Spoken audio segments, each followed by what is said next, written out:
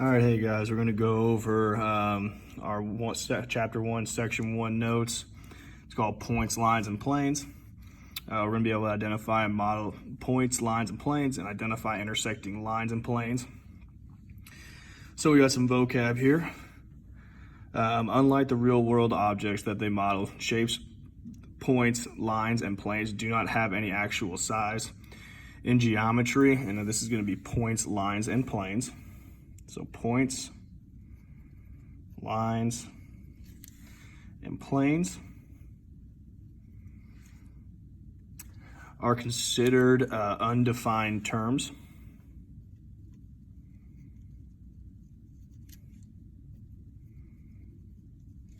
Because they are only explained using examples and descriptions. Collinear points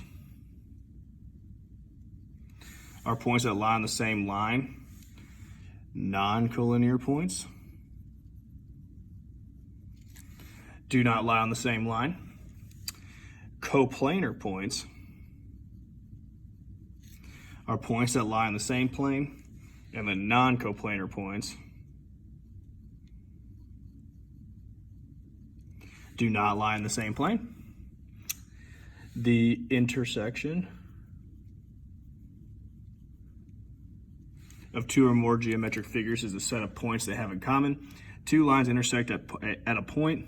Lines can intersect planes, and planes can intersect each other.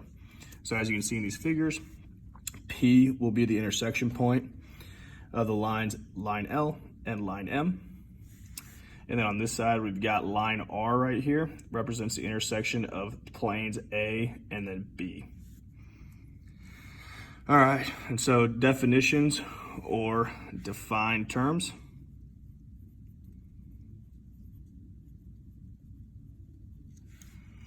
Are explained using undefined terms and or other defined terms. So space is defined as a boundless three-dimensional set of all points. Space can contain lines and planes. We got a little study tip here, three-dimensional drawings. Because it is impossible to show an entire plane in a figure, edge shapes with different shades of color are used to represent planes, just like up here. And then you can also see just another little help, this dashed line. That means that it's overlapping because we're in a three-dimensional world. And we can tell you that up here as well, how they have the planes kind of shaded in on the three-dimensional objects. Another study tip, precision. A point has no dimension. A line exists in one dimension. However, a circle is two-dimensional and a pyramid is three-dimensional. And so we already kind of covered these right here, but these are some of our key concepts of undefined terms, all put in one spot for you. And so a point is a location. It has neither shape nor size. It's going to be named by a capital letter, and then an example would be point A, just like that one right there. A line is made up of points and has no thickness or width. There's exactly one line through any 2 points. So it's named by the letters representing 2 points on the line or a lowercase script. So for this line, it can be line M because we got a lowercase little script there. It could be line PQ, or you could write it either as line PQ or PQ with a line over the top. And then you have line QP or QP with a line over the top. They are all correct. A plane is a flat surface made up of points that extends indefinitely or infinitely in all directions. There's exactly one plane through any 3 points, not on the same line. So it's named by a capital script letter or by the letters naming 3 points that are not all the same line. So this can be this could be plane K because they have a little K in the bottom here. This could be plane BCD, plane CDB, plane DCB, plane DBC, plane CBD, and then plane BDC. Again, all of them are correct. It's just all on how you want to name that specific object or plane, excuse me. All right, flipping over to the back side here. We've got some guided practice. So we're going to use the figure and name each of the following things on here.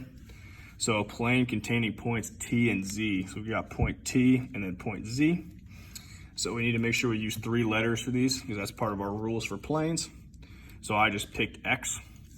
So T, X, Z. A line containing point T. So I chose we got line or point T, and we got point X that's on that line, and then that dashed line still means it's part of it, and we have line.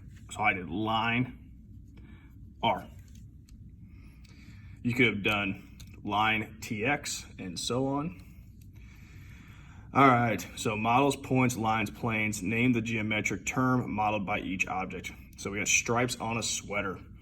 Stripes on a sweater, that's gonna be a line, or that's gonna look like lines. That's all we're trying to figure out.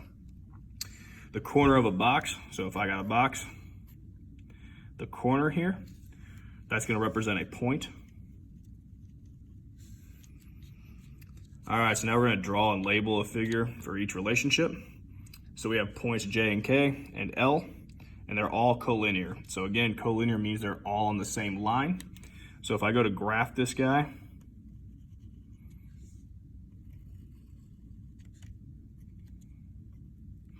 J is gonna be at -4, 2. So -4 up 2, that'll be J. K is gonna be at 3, 2.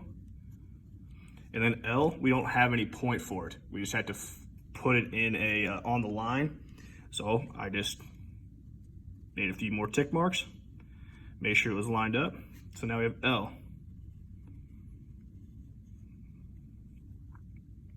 You could have put the L right here in the middle or wherever. As long as it's on the same line, you're right.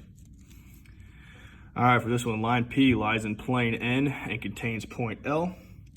So I gotta draw a plane. So here is my plane, and that plane is plane N. So I've got N down in the corner. And let's see here, line P contains point L. All right, so we're gonna have a line in here. Again, it can be in any direction. And we've got a point L on that line, and that line is named P. So I'm gonna do a little P on the side. It's not a point on the line. It is just named line P. It's kind of like when we have line R up here, same concept. So interpret drawings using this figure. Are points E, D, F, and G coplanar? So we've got E right here. Can you see that E right there? We've got D up here, F, and G. So E, F, and G are all on this same plane down here, plane X. But D is up here. So these are not going to be coplanar because point D is not on that same plane. Even though it's on the same figure that's in this plane, that point specifically is not on the plane.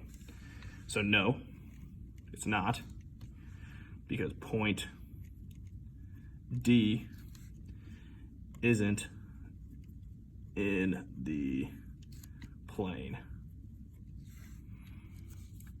So at what point or in what line do planes JDH, JDE, and EDF intersect? So we've got JD, where's H at? I'm blind. Oh, H right here.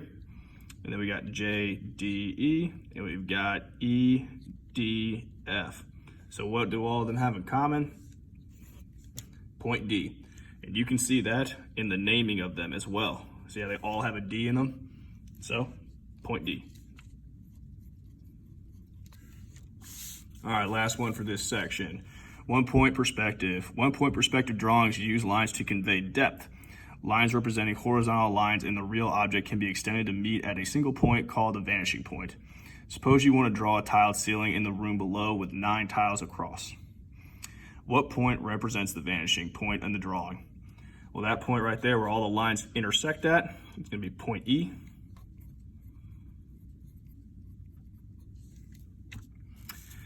Trace the figure, then draw lines from the vanishing point through each of the 8 points between A and B. Extend these lines to the top edge of the drawing. So you can see these points up here. We're just going to extend those out to the edge. Yours might look ever so slightly different than mine. That is okay.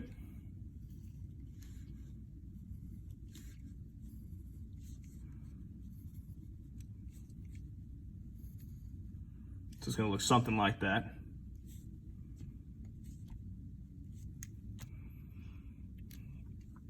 There.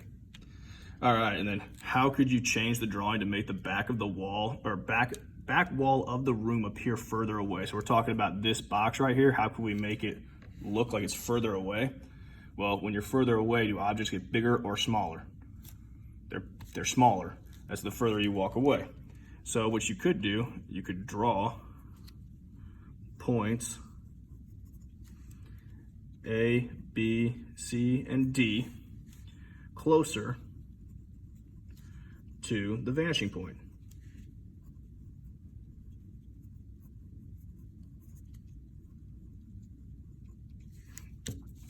Oop, there you go. So essentially what I'm saying is you could do this. Of course, I'm not drawing very well to scale there. I'm gonna try that one more time.